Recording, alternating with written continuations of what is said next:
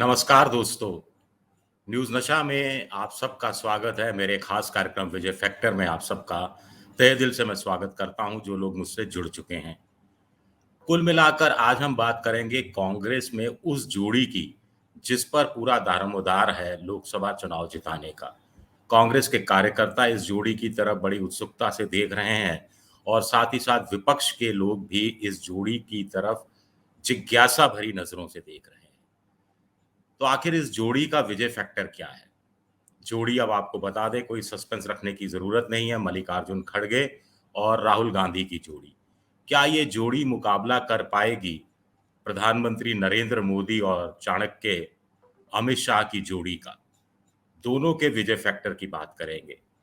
क्या ये जोड़ी टक्कर दे पाएगी? हम ये नहीं कह रहे कि कांग्रेस की जोड़ी हावी रहेगी बीजेपी की जोड़ी पर, लेकिन क्या टक्कर मजबूती से दे पाएगी? क्या पसीना निकाल पाएगी? अगर हम ये कहें, पसीना तो निकलना शुरू हो ही गया है बीजेपी का, प्रधानमंत्री नरेंद्र मोदी का, जो एनडीए प्लस की बात करने लगे हैं। 9 साल में याद नहीं आई, पहली बार याद आई है कुल मिलाकर एनडीए प्लस की। तो पसीना तो निकला ही है, लेकिन कांग्रेस की जोड़ी को ज्यादा पसीना बहाना पड़ेगा। क्यों? इसकी विवेचना करते हैं।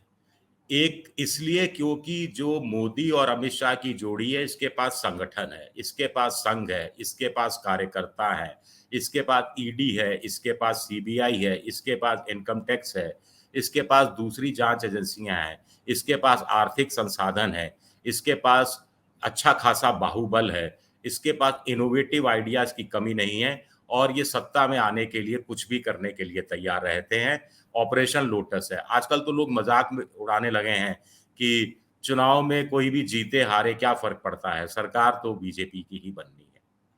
उधर कांग्रेस की जोड़ी को दो मोर्चे पर लड़ना है। एक कांग्रेस के संगठन की कमजोरियों को दूर करना है, जो अलग अलग राज्यों में गुटबाजी है, खेमेबाजी है, उसको दूर करना है और साथ ही साथ विपक्ष के मोर्चे पर भी सक्रिय रहना है। विपक्ष को एक करना है, नाराज विपक्ष, ईगो नाक का सवाल रखने वाला विपक्ष, उसको अपने साथ बांध कर रखना है और जो कुछ उनके साथ नहीं आ रहे हैं और बीजेपी के साथ भी नहीं जा रहे हैं, जैसे जगन मोहन रेड्डी हुए, जैसे नवीन पटनायक हुए, जैसे हाल फिलहाल तक केसीआर हैं और भी छोटी-मोटी पार्टियां हैं, इनको भी अपने पास लाने की कोशिश करनी है। तो बात करते हैं कांग्रेस की जोड़ी की। मल्लिकार्जुन खड़गे कांग्रेस के लिए एक नगीना साबित हुए हैं। 80 साल के हैं, दलित हैं और जिस ढंग से समस्याएं सुलझाते हैं, हिमाचल जितवाया, कर्नाटक जिताया, ये आप लोग जानते हैं। लेकिन जैसे छत्तीसगढ़ का मसला सुलझाया, जैसे राजस्थान का मसला सुलझाया, जैसे महाराष्ट्र का मसला करीब-करीब सुलझा चुके हैं, उसको देखकर कांग्रेस के कार्यकर्ताओं में नई संभावना जगी है और बीजेपी खेमे में बेचैनी है, एक आशंका है कि ये हो क्या रहा है। भूपेश बघेल और टीएस सिंहदेव में बनती नहीं थी। सूत्रों से पता लगा है कि मल्लिकार्जुन खड़गे की तरफ से ये संदेशा भिजवाया गया भूपेश बघेल को कि आपका मुख्यमंत्री पद तो कहीं जाने वाला नहीं है। टीएस सिंहदेव उप मुख्यमंत्री बन जाएंगे तो क्या फर्क पड़ेगा, आपको फायदा ही होगा। अगर वो नाराज रहे तो सरगुजा और आसपास की 12-15 सीटों पर नुकसान हो सकता है। भूपेश बघेल के भी समझ में आ गया और वो बाबा के गले मिल गए। बाबा यानी टीएस सिंहदेव, जो छत्तीसगढ़ के राजघराने से हैं और सबसे अमीर विधायक हैं। उन्होंने कह दिया कि बाबा और हम मिलकर लड़ेंगे। राजस्थान की बात करें तो सचिन पायलट को समझाया गया कि बेटा सब्र करो, संयम रखो, वक्त तुम्हारा ही है, आने वाला समय तुम्हारा ही है, चंद महीनों की ही तो बात है, उसके बाद तो सब कुछ तुम्हें ही देखना होगा, मुझ पर भरोसा रखो। और ये उस मीटिंग में अशोक गहलोत को भी टोक दिया, जिसमें सचिन पायलट भी थे और मल्लिकार्जुन खड़गे भी थे और अशोक गहलोत जयपुर से वीसी से के जरिए जुड़े हुए थे और राहुल गांधी भी थे। अशोक गहलोत की योजनाओं की तारीफ की, जमकर तारीफ की, योजनाओं को क्रांतिकारी बताया, लेकिन एक जोड़ भी दिया कि साहब ये दलितों पर अत्याचार के मसले हैं, इन पर थोड़ा गंभीरता से ध्यान देना चाहिए। यही चीज सचिन पायलट को इस रूप में अच्छी लगी कि उनका भरोसा जाग गया मल्लिकार्जुन खड़गे पर। नहीं तो जो बात राहुल गांधी कब से कह रहे थे कि मुझ पर भरोसा रखो, मैं आश्वासन देता हूं, उसमें आ नहीं रहे थे सचिन पायलट। लेकिन मल्लिकार्जुन खड़गे ने कहा, पुरानी बातें भूलो, माफ करो और आगे बढ़ो। और सचिन पायलट का ये भरोसा भी जाग गया। महाराष्ट्र के भी विधायकों को बुलाया गया, नेताओं को बुलाया गया, दिल्ली में बड़ी बैठक हुई और फिर प्रदेश अध्यक्ष को बदलने की बात हुई तो उस पर भी सहमति जारी कर दी। यानी कुल मिलाकर मल्लिकार्जुन खड़गे सिर्फ सुलझा नहीं रहे मसले, निर्णय भी ले रहे हैं, फैसले भी ले रहे हैं। राहुल गांधी की मौजूदगी में फैसले ले रहे हैं। राहुल गांधी को पूरी इज्जत दे रहे हैं। गांधी नेहरू परिवार को इज्जत दे रहे हैं, लेकिन मैं प्रदेश राष्ट्र का अध्यक्ष हूं, मुझे कांग्रेस के वजूद को बचाना है। मेरी प्राथमिकता गांधी नेहरू परिवार नहीं है। फिलहाल मेरी प्राथमिकता कांग्रेस, कांग्रेस और कांग्रेस है। इस बात का भी पक्के सबूत एक तरह से मल्लिकार्जुन खड़गे ने दे दी है। अपनी राजनीतिक महत्वाकांक्षा उनकी कोई नहीं है। ना वो प्रधानमंत्री बनना चाहते हैं, ना कुछ। कर्नाटक में जैसे डीके शिव कुमार और सिद्धारमैया को आपस में एक मंच पर लेकर आए, गले मिलाया, फिर पावर शेयरिंग का मामला इतनी आसानी से सुलझा दिया। आसानी हम इसलिए कह रहे हैं क्योंकि बहुत 2.5-3 दिन में मामला सुलझ गया। सोनिया गांधी से सारी बातें कर ली, सोनिया गांधी से एक फ़ोन डीके शिव कुमार को करा दिया गया, तो ये राजनीतिक चतुराई का प्रतीक है। सबसे बड़ी बात है कि बीजेपी मल्लिकार्जुन खड़गे पर हमला नहीं कर सकती। एक 80 साल के बुजुर्ग हैं, 2 दलित हैं, तीसरा उनका जीवन काल उसी तरह संघर्ष में, अभावों में बीता है, जैसा प्रधानमंत्री नरेंद्र मोदी का बीता था। तो ये अपने पाँव पर कुल्हाड़ी मार लेना होगा अगर मल्लिकार्जुन खड़गे पर हमला करने की कोशिश की गई। दलित राजनीति एक तरह से नेतृत्व का इंतजार कर रही है, किसी नेता का इंतजार कर रही है। कांशीराम अब रहे नहीं, मायावती सेमी रिटायर हो चुकी हैं और खाली पड़ा है मैदान। मल्लिकार्जुन खड़गे इस दलित राजनीति में उभर कर आ सकते हैं और दलितों के एक नए बड़े नेता के रूप में खुद को स्थापित कर सकते हैं। कुछ लोग कह रहे हैं कि उत्तर प्रदेश से वो लोकसभा का चुनाव लड़े तो उसका और ज्यादा फर्क पड़ेगा और बीजेपी को नाको चने चबवा सकता है। उत्तर प्रदेश में महागठबंधन हो जाए, अखिलेश यादव, चंद्रशेखर रावण, कांग्रेस, आरएलडी एक साथ हो जाएं और मल्लिकार्जुन खड़गे भी किसी सीट से चुनाव लड़ लें। फूलपुर सीट कैसी रहेगी? पंडित जवाहरलाल नेहरू वाली सीट या कोई और सीट? वो तो दलित हैं, एससी हैं, तो कोई सुरक्षित सीट पर भी चुनाव लड़ सकते हैं। मुझे लगता है कि उसके मुकाबले जनरल सीट से चुनाव लड़ें तो वो और ज़्यादा चुनौती दे पाएँगे और बीजेपी खेमे में बेचैनी पैदा कर पाएँगे। कुछ लोग कह रहे हैं नीतीश कुमार को संयोजक बना देना चाहिए और उनको उनसे भी चुनाव लड़वा लेना चाहिए, बिहार से सटे हुए उत्तर प्रदेश के किसी इलाके से।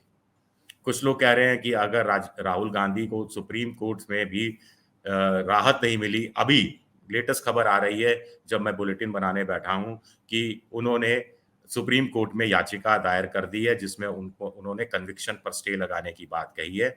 अगर उनको उस समय तक न्याय नहीं मिलता है तो प्रधानमंत्री के रूप में दावेदारी मल्लिकार्जुन खड़गे की कांग्रेस की तरफ से हो सकती है और ये ऐसी पुख्ता दावेदारी होगी जिसका ना तो मजाक उड़ा पाएगी बीजेपी, ना तंज कस पाएगी, ना मोदी कुछ बोल पाएंगे, ना अमित शाह कुछ बोल पाएंगे और ना विपक्ष के नेता कुछ बोल पाएंगे। तो ये तमाम चीजें मल्लिकार्जुन खड़गे और राहुल गांधी के पक्ष में जाती दिखती हैं।